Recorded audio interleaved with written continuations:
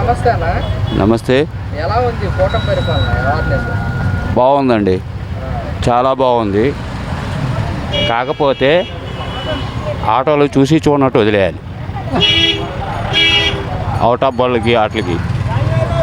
ఎందుకంటే చాలా ఇబ్బంది పడిపోతుంది అవుట్ ఆఫ్ బళ్ళు కొనుక్కొని. చూసి చూడనట్టు వదిలేస్తే ఏదో కొనుక్కొని అవుట్ ఆఫ్ బళ్ళు, ఓకేనా? అది అంటే గత ప్రభుత్వంలో ఎలా ఉండే మామూలు కాదు, మామూలు కేసులు కాదు.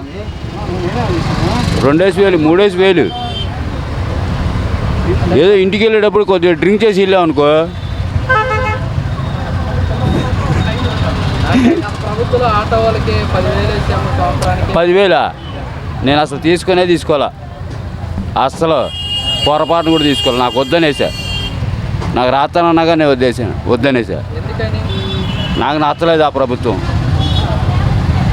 మరి ఈ ప్రభుత్వంలో మరి మీకు ఆటో వాళ్ళకి అమౌంట్ లేదు కదా, మరి లేకపోయినా పర్లేదు, బాగుంది ప్రభుత్వం, బాగుంది పరిపాలన బాగుంది. కాకపోతే కొంచెం చూసి చూడనట్టు వదిలేస్తే బాగుంటుంది అవుట్ ఆఫ్ బళ్ళు.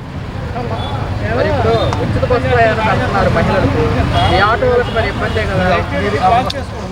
ఎక్కే వాళ్ళు ఎక్కుతారు, లేని వాళ్ళు లేదు.